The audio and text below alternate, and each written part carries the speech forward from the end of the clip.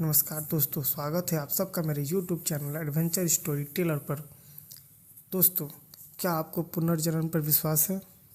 बहुत लोग हैं जिनको इन पर विश्वास है और बहुतों को नहीं भी है। पर आज हम इस वीडियो पर जानते हैं ध्रुव के पुनर्जन्म की कहानी।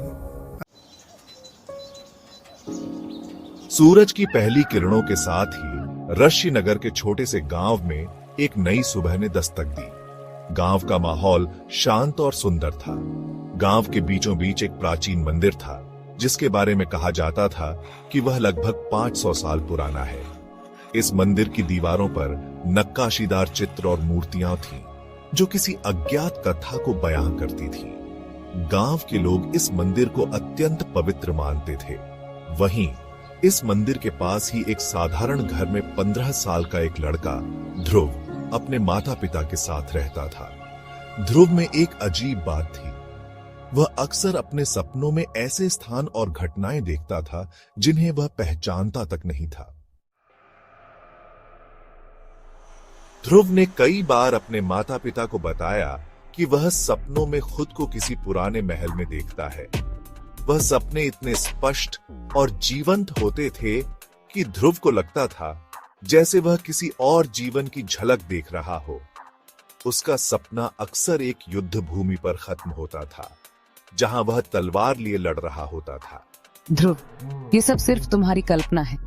सपने अक्सर अजीब होते हैं। उसके माता पिता ने शुरुआत में इन सपनों को मात्र एक कल्पना समझा, लेकिन जब ध्रुव ने सपनों में देखी गई चीजों के बारे में सटीक विवरण देना शुरू किया तो उन्हें चिंता होने लगी।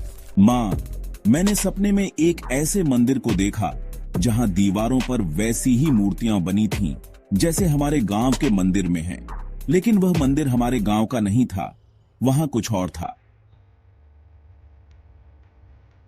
ध्रुव के सपनों ने गांव के पुजारी पंडित चंद्रनाथ का ध्यान खींचा।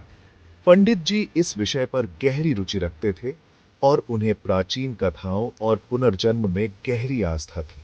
क्या तुम कभी उस महल या मंदिर को ढूंढने का प्रयास करना चाहोगे जिसे तुम अपने सपनों में देखते हो? ध्रुव ने उत्सुकता से हामी भरी। तो चलो एक बार नजदीकी शहर में जाकर वहां के इतिहास की किताबों और पुरानी कथाओं में इस रहस्य को तलाशने का प्रयास करते हैं। ध्रुव और पंडित चंद्रनाथ शहर के पुस्तकालय पहुंचे। वहां एक पुरानी किताब में उन्होंने एक ऐसे मंदिर और महल का वर्णन पाया जो सपनों में देखे गए स्थान से मेल खाता था।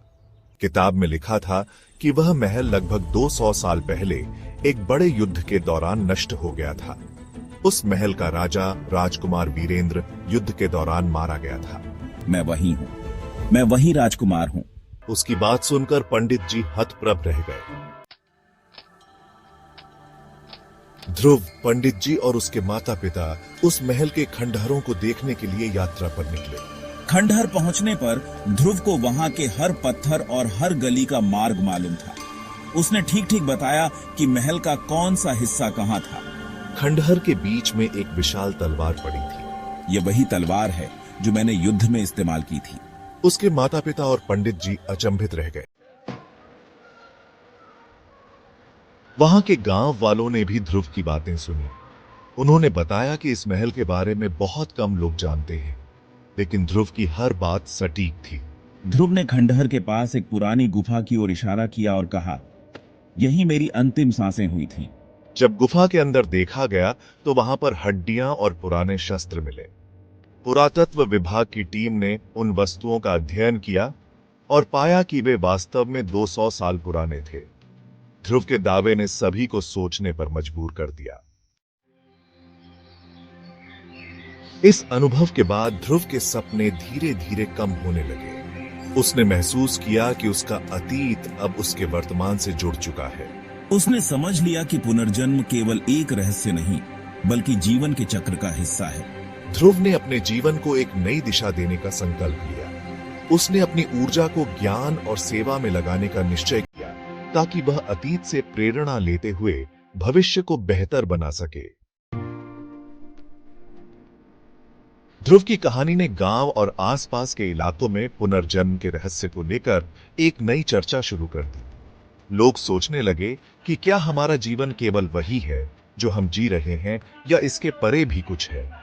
ध्रुव के अनुभव ने यह सिद्ध किया कि आत्मा का सफर केवल एक जीवन तक सीमित नहीं है, यह काल के पार जाकर भी अपनी यात्रा जारी रखता है। इस प्रकार ध्रुव ने पुनर्जन्म की अवधारणा को एक जीवंत अनुभव के रूप में प्रस्तुत किया और दुनिया को यह सोचने पर मजबूर कर दिया कि शायद मृत्यु केवल अंत नहीं बल्कि एक नई शुरुआत है।